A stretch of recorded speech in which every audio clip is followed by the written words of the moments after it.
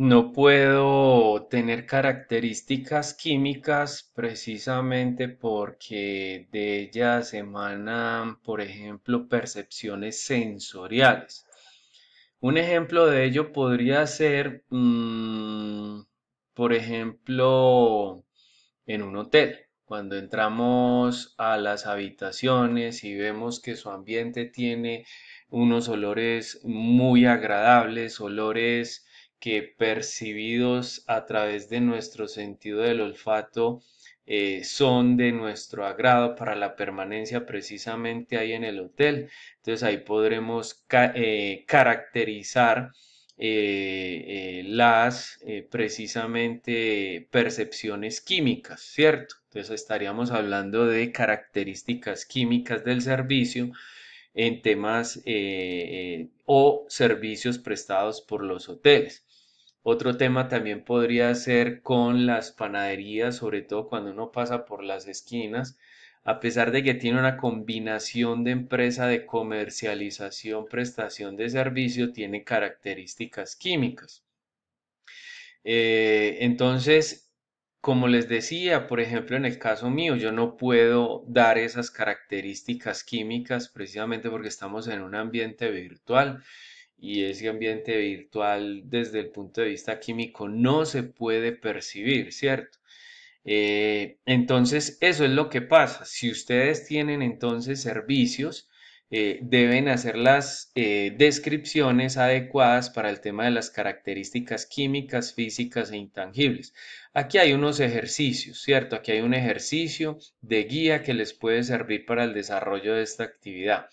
Viene el tema de los atributos. Los atributos es que vienen ligados precisamente a las características. Entonces aquí dice, por ejemplo, que una característica física son los tamaños de esas camisetas M, L, L y XL, pero su atributo es que son prendas ajustadas y expandibles según su tallaje.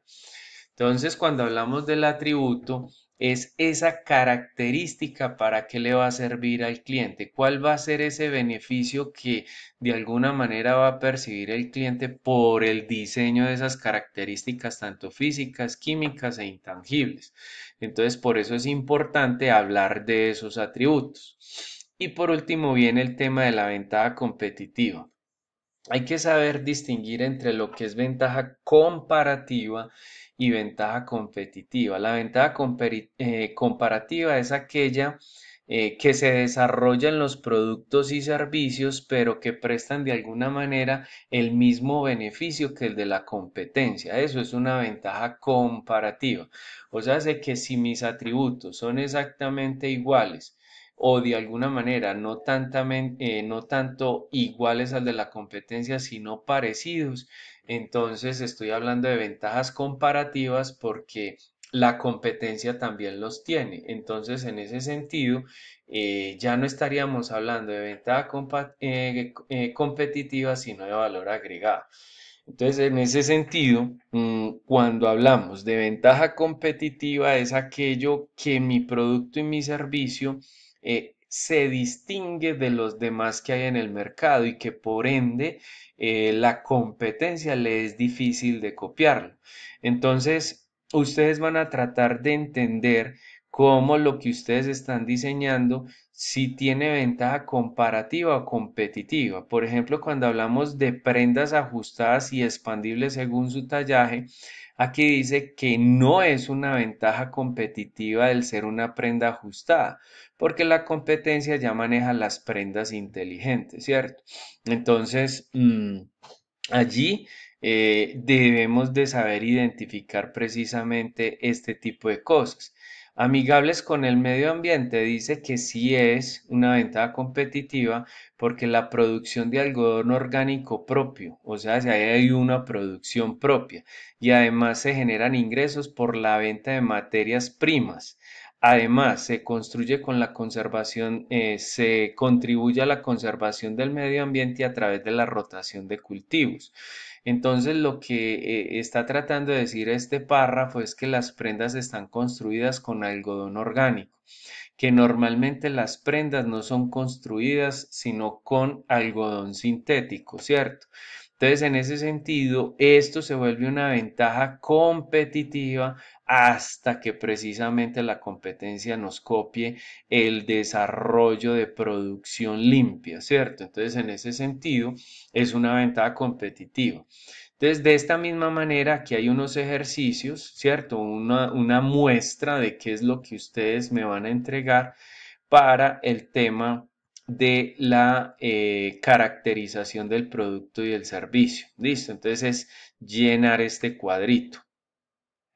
Lo segundo que necesitamos desarrollar es el tema, ya el entorno del sector, ya lo organizamos, que es toda la inteligencia de mercados, y seguimos con el punto de los segmentos del cliente objetivo, a pesar de que en el análisis del mercado ya ustedes lo hayan hecho, ¿cierto? Entonces aquí ustedes van a hacer una pequeña descripción y caracterización, van a hacer un resumen precisamente de lo que hicieron en la inteligencia de mercados y aquí hay unos ejemplos.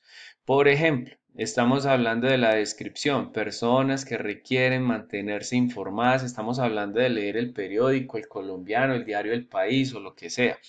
Entonces aquí hay un ejemplo, dice lectores de noticias. Ese es uno de los segmentos, personas que requieren mantenerse informadas diariamente sobre eventos nacionales e internacionales que tengan que ver con política, economía, deportes, cultura, tecnología y entretenimiento. O sea, si son lectores de noticias que solamente les interesa precisamente este tipo de información, específicamente este tipo de información. Dentro de las características del segmento, entonces vamos a decir personas ubicadas en la zona urbana de estratos 3, 4, 5 entre los 24 y 45 años y que les interese información actualizada diariamente. Miren la diferencia entre describirlos y entre caracterizarlos. Y eso es lo que vamos a hacer. Hay otros que no les interesa, por ejemplo, leer este tema, sino que les interesa dar su opinión. Entonces, personas que buscan activamente la opinión en áreas de política, economía, tecnología para considerar su propia opinión. Y su segmento, personas ubicadas en las zonas urbanas de estratos 3, 4, 5 y 6 entre 35 y 65 años, interesados en leer opinión de terceros acerca de diferentes acontecimientos. Entonces miren que así vamos segmentando realmente quiénes son nuestros clientes. Entonces, precisamente en este punto de segmentos de clientes que ya lo habíamos desarrollado en la inteligencia de mercados, lo que vamos a hacer es eso. Vamos a trasladar un resumen de toda esa información, pero solamente en este punto, de esta manera como lo acabamos de manifestar. ¿Qué segmentos son los que vamos a tener? Esta información fue extraída de la Fundación Bavaria en el año 2012. Miren que de una vez estamos referenciando que no es una información mente propia, entonces debemos de darle el debido reconocimiento a los dueños de la información. El otro punto que necesitamos desarrollar para nuestra semana que va a comenzar entonces es la propuesta de valor. ¿Qué es la propuesta de valor? Es aquello que nos hace diferentes, es aquello que de alguna manera eh, nos hace diferenciarnos de la competencia en función de los productos y servicios. Pero resulta ser que la propuesta de valor tiene que ser redactada en función de cuatro elementos principales. Uno, ¿qué se hace? Dos, con qué productos hago lo que hago. Tres, qué es lo que vendo. Y cuatro, cuál es la problemática o la necesidad que yo estoy resolviendo en el mercado. Si yo contesto esas cuatro preguntitas, al momento de coger cada una de sus respuestas y unirlas en un párrafo coherente, voy a construir lo que se llama una propuesta de valor.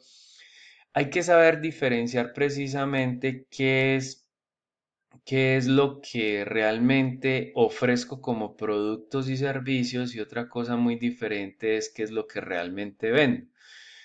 Si nos vamos en ese contexto, entonces estaríamos hablando, por ejemplo, que Coca-Cola no vende bebidas gaseosas, sino que lo que realmente vende es alegría, sentimiento.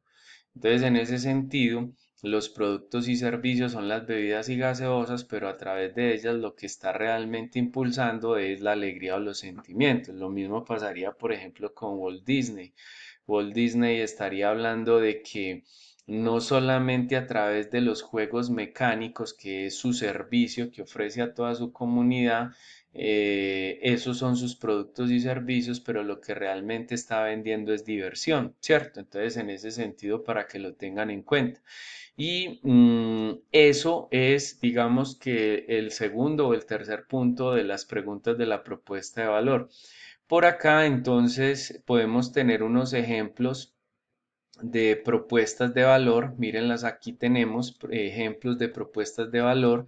Entonces, dícese, ofrecemos información de calidad relevante y oportuna de eventos nacionales e internacionales sobre política, economía, deportes, cultura, tecnología y entretenimiento.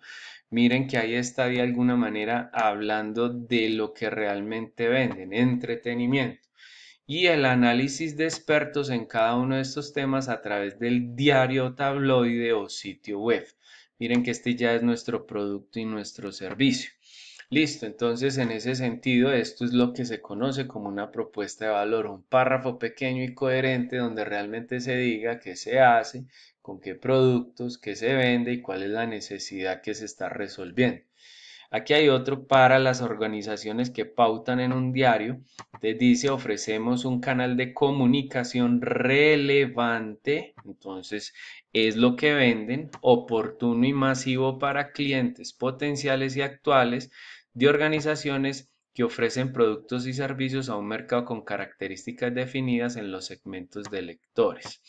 Muy bien, también es una información que nos proporciona la Fundación Bavaria en el año 2012. Listo, entonces ahí tenemos posibles ejemplos de lo que ustedes deben de realizar en este punto de la propuesta de valor. Entonces, ¿qué puntos llevamos? Llevamos la caracterización del producto o del servicio, la segmentación de los clientes y la propuesta de valor. Ahí vamos ya precisamente con 3 puntos de 5 que necesitamos realizar en la actividad. El otro son los canales de comunicación y distribución. Cuando hablamos de canales de comunicación y distribución es la forma o las estrategias con la que nuestros posibles clientes o segmentos de clientes van a acceder a los productos y los servicios, ¿cierto? Entonces, por acá tenemos un ejemplo. Entonces, para el diario El Planeta, ¿cierto? Si vamos a los canales de distribución, para los que leen, entonces para este segmento de clientes se tienen las estrategias de diario impreso, página web, aplicaciones móviles, etcétera. Para las organizaciones que quieren pautar en los diarios, entonces reportes que se entregan a cada uno de los clientes y una plataforma electrónica para recibir sus pedidos.